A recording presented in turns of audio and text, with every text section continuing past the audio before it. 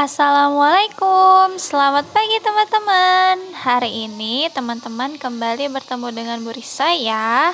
Kita akan kembali belajar bahasa Indonesia dengan judul Perkembangan Teknologi Komunikasi. Kita berdoa dulu ya. Bismillahirrahmanirrahim.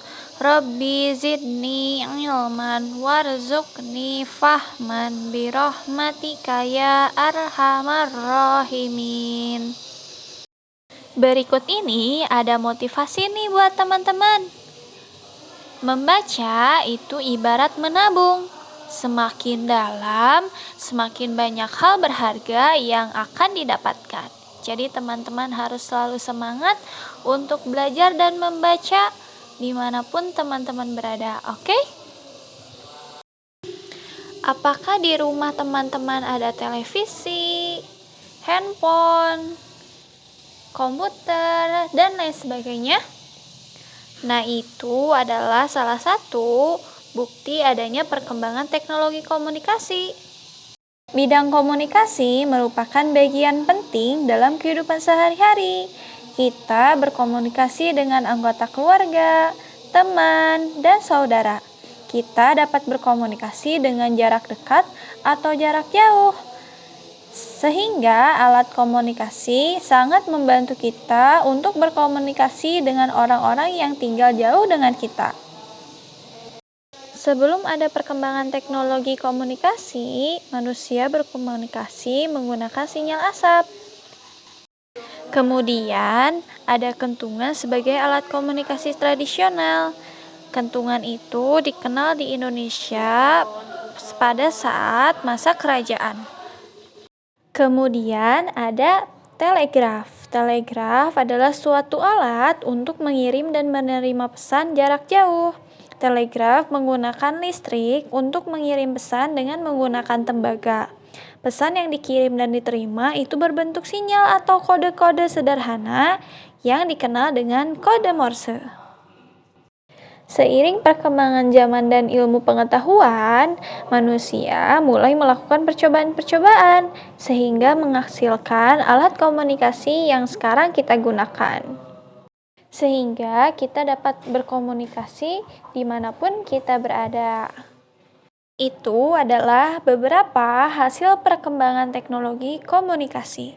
Teman-teman sekarang buka halaman 53 ya. Kita akan baca teks sinyal asap. Sebelum ada perkembangan teknologi komunikasi seperti saat ini, manusia berkomunikasi dengan sinyal asap. Sinyal asap pertama kali digunakan pada zaman Yunani kuno 522 sampai 486 sebelum Masehi. Sinyal asap digunakan dengan cara seseorang yang berdiri dan menyalakan api. Seseorang tersebut membuat pesan dari asap yang ditimbulkan oleh api tersebut. Pesan akan diterima dan dimengerti oleh orang-orang yang akan dituju. Coba teman-teman perhatikan teksnya ya. Kata apa yang digarisbawahi? Yaitu kata teknologi dan sinyal. Kita cari tahu ya, apa itu arti teknologi dan sinyal asap menurut Kamus Besar Bahasa Indonesia.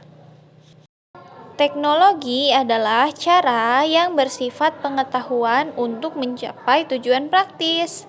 Kemudian sinyal artinya adalah tanda isyarat.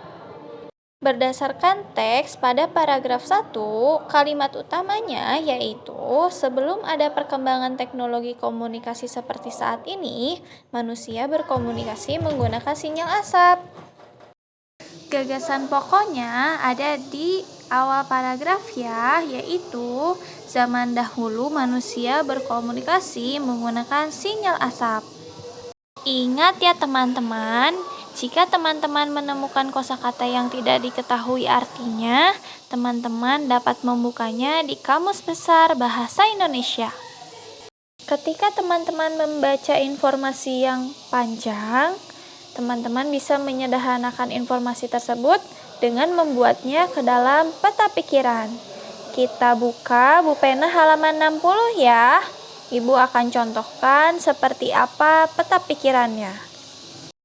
Alat komunikasi masa kini. Pada zaman dahulu, manusia menggunakan berbagai macam alat yang ada di sekitar untuk berkomunikasi jarak jauh. Contohnya asap dan kentungan.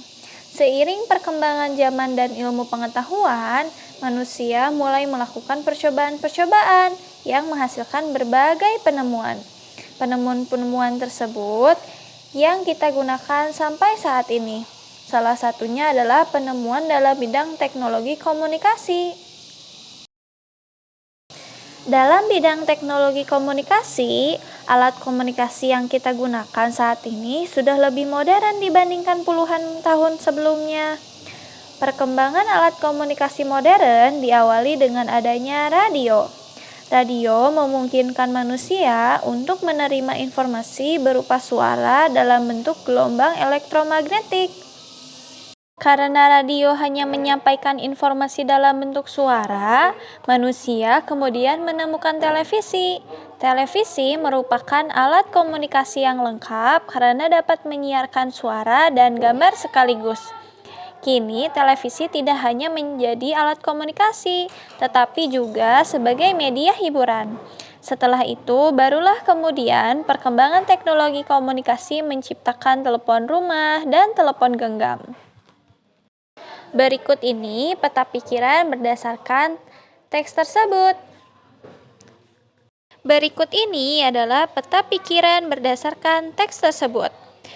Kalimat utama pada paragraf pertama yaitu, pada zaman dahulu, manusia menggunakan berbagai macam alat yang ada di sekitar untuk berkomunikasi jarak jauh. Kalimat utama pada paragraf 2 yaitu, dalam bidang teknologi komunikasi, alat komunikasi yang kita gunakan saat ini sudah lebih modern dibandingkan puluhan tahun sebelumnya. Kemudian, kalimat utama pada paragraf 3 yaitu, radio hanya menyampaikan informasi dalam bentuk suara. Kemudian, manusia menemukan televisi.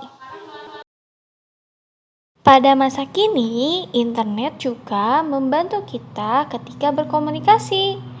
Nah, bagaimana sih penggunaan internet yang baik itu? Teman-teman baca ya di buku pena halaman 66. Penjelasan dari Ibu cukup sekian. Jika ada yang belum dipahami, teman-teman dapat bertanya langsung kepada Ibu ya. Wassalamualaikum warahmatullahi wabarakatuh.